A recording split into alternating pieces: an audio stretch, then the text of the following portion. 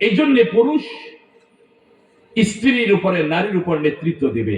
আপনারাই বলুন তো, আজকে যেই পরিবারে নারী নেতৃত্ব দেয় ওই পরিবারগুলি মনে হয় খুব সুখের হয়। কথা বলেন, সুখের হবে? সুখের হয়? গিয়ে দেখেন, যদি কোনো পরিবার অশান্তি দেখেন, মেয়ে অভদ্র হচ্ছে, মেয়ে গিয়ে হয়তো স্বামীর বাড়িও সুখ পাচ্ছে না, মানে সুখ পাচ্ছে সুখ মনে হচ্ছে না, গিয়ে দেখেন মেয়ের ছেলেকে বিয়ে করালো, ছেলেও তার পুত্রবধূ নিয়ে মা বাবার সাথে থাকতেও ভালো লাগছে না, গিয়ে দেখবেন ওই পরিবারে নেতৃত্ব পুরুষ দেয় না, নেতৃত্ব দেয় অবশ্যই সেই মহিলা। ঠিক কিনা বলেন? যেই পরিবারে নারী বেশি নেতৃত্ব দিবে, স্ত্রী স্বামীর উপরে কথা বলবে, মা বাবার উপরে কথা বেশি বলবে, ওই পরিবারে গন্ডগোল বেশি বাঁধবে। ঠিক কিনা বলেন? এর অভিজ্ঞতা আপনাদের আছে না নাই? তাহলে বোঝা যায়, একটা পরিবারের সদস্য যদি 5 জন হয়, 7 জন হয়, 10 জন হয়, সেই পরিবারের নেতৃত্ব পুরুষ দিবে, নারী দিলে ওই পরিবার সুখের হবে। বুঝেন তো? কথা বলতে হবে, বুঝেন তো আপনারা, যে একটা পরিবারের নারী নেতৃত্ব দিলে একটা পরিবার কি হয় না, সুখী হয়। এটা যদি বাঙালি ভাইয়েরা সহজে বুঝেন, তাহলে এটাও মাথায় রাখেন এই কথাটা। একটা পরিবারের সদস্য কজন হয়? 4 জন, 5 জন, 7 জন, 10 জন, 12 জনের সদস্য তো এখন আর বাংলাদেশে নেই বললেই চলে। ধরেন 10-12 জন একটা পরিবার সদস্য, সেই পরিবারে যদি নারী নেতৃত্ব দেয়, পুরো পরিবারটা তছনছ করে ফেলবে, ধ্বংস করে ফেলবে। নবীর উম্মত, এটাও বুঝে নেবেন, যেই জাতি এই দেশের 18 কোটি মানুষের নেতৃত্বের ভার কোন নারীর হাতে উঠায় দিবে, সেই জাতীয় কখনো সফল হতে পারবে না। ঠিক কিনা বলেন? নবীজি বলেন, লা ইফলিহু কওমুন ওয়াল্লাউ আমরাহুম ইমরাতান, সেই জাতি কখনো সফল হবে না যেই জাতি তার নেতৃত্ববার ইমরাতান, কোন নারীর হাতে তুলে দিয়েছে। সুতরাং আজকে আমরা আরো অনেক দূর এগিয়ে যেতাম যদি আজকে আমরা নারী নেতৃত্বের পিছনে না দৌড়াতাম। ঠিক কিনা বলেন? রাগ করতেছেন আপনারা? হ্যাঁ, কথা বুঝতে হবে। এটা নবীজির ভাষ্য, এটা আমরা বুঝি। আমার পরিবার যদি আমার স্ত্রী নেতৃত্ব দেয়, আমার পরিবারটা ধ্বংস হয়ে যাবে। স্ত্রী কথাই চললে, স্ত্রী কথাই যদি এটা লাগবে সেটা লাগবে সমানে খরচ করলাম, দুদিন পর আর পকেট ঠিক থাকবে না, ব্যালেন্স ঠিক থাকবে না, যেভাবে ইচ্ছা সেভাবে চলবে, এটা চলবে না। পুরুষ তার বুদ্ধি সত্তা নিয়ে চলতে হবে। এটা যদি আমি বুঝি, আল্লাহ বলেন পরিবার চালাতে গিয়ে নারীর উপরে পুরুষ নেতৃত্ব দিবে, আমাকে এটাও বুঝতে হবে একটা দেশ চালাতে হলে একজন পুরুষ নেতা আমাদের দরকার। ঠিক কিনা বলেন? আসেন, তাহলে আল্লাহ তাআলা বলেন নারীর উপরে পুরুষ নেতৃত্ব দিবে, এর দুটা কারণ, বিমা ফাদ্দালাল্লাহু বা'দাহুম আলা বা'দ ওয়া বিমা আনফাকু মিন আমওয়ালিহিম। এবার আসেন, পুরুষ, তাহলে আমরা পুরুষ হিসাবে কি করব?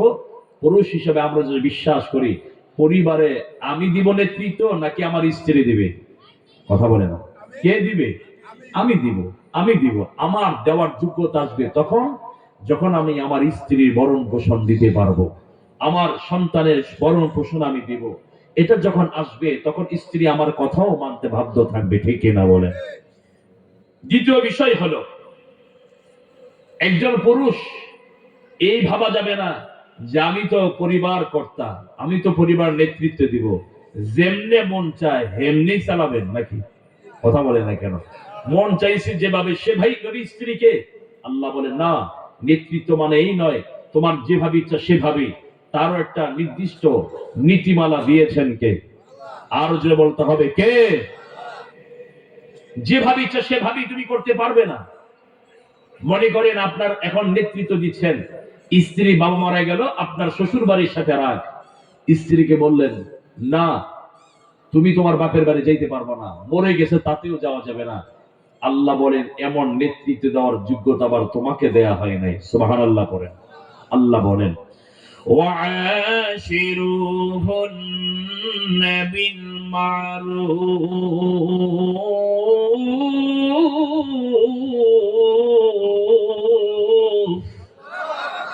আমার ভাইয়েরা, বন্ধুরা, আল্লাহ বলেন পৃথিবীর মানুষেরা রে, ও দুনিয়ার পুরুষেরা, তোমরা তোমাদেরকে নেতৃত্ব দানকারী মনে করে আবার জালেম হয়ে যেও না।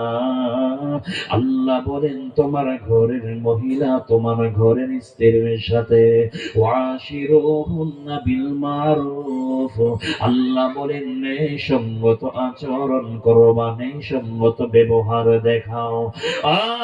ভাইরা, ও বাবাজিরা, আমাকেও আমার স্ত্রীর মেজাজ বুঝতে হবে, তার কথাও শুনতে হবে। শুধু আমি নেতা হলাম, শুধু আমি নেতার মতোই নেতৃত্ব দিয়ে গেলাম, বলে না না, আমার নেতৃত্ব দেবার পর্যন্ত যারা আমার পাশে ছিলেন তাদেরও মাঝে মাঝে পরামর্শের দরকার হয়, ঠিক কিনা বলেন? যারা আমাকে চেয়ারম্যান বানিয়ে চেয়ারে বসিয়েছেন, যারা আমাকে মেম্বার বানিয়ে মেম্বারের আসনে বসিয়েছেন, মাঝে মাঝে তাদের কথা, তাদের পরামর্শ নিতে হয়, ঠিক কিনা বলেন? আল্লাহ বলেন পৃথিবীর স্বামীরা, আরে তোমরা যখন পরিবারে নেতৃত্ব দিবে, তোমার ঘরের মানুষেরও মেজাজ বুঝতে হবে। তোমার যেভাবে মনে চাই সেভাবেই দেয়া যাবে না। আরে তোমার ঘরে তোমার স্ত্রীর মেজাজ বুঝে তোমার সংসার চালাতে হবে, তাহলে তোমার পরিবারটা আমার আল্লাহ সুখী করে দিবেন। জোরে জোরে বলেন সুবহানাল্লাহ। ও আমার ভাইয়েরা, ও বন্ধুরা, আমার দ্বীনের নবীর একটা ঘটনা আপনাদের শোনাই। আজকে দেখা যায় অনেক পুরুষ আমরা আছি, আমরা নেতৃত্বের পাওয়ার নিয়া আমরা মনে করি আমার স্ত্রী কেন আমার সাথে কথা বলবে, কেন তার কথা আমার শুনতে হবে, তার সাথে সামান্য কথা কাটাকাটি হলে আমরা অনেক বড় জঘন্য অন্যায় করে ফেলি, ঠিক কিনা বলেন?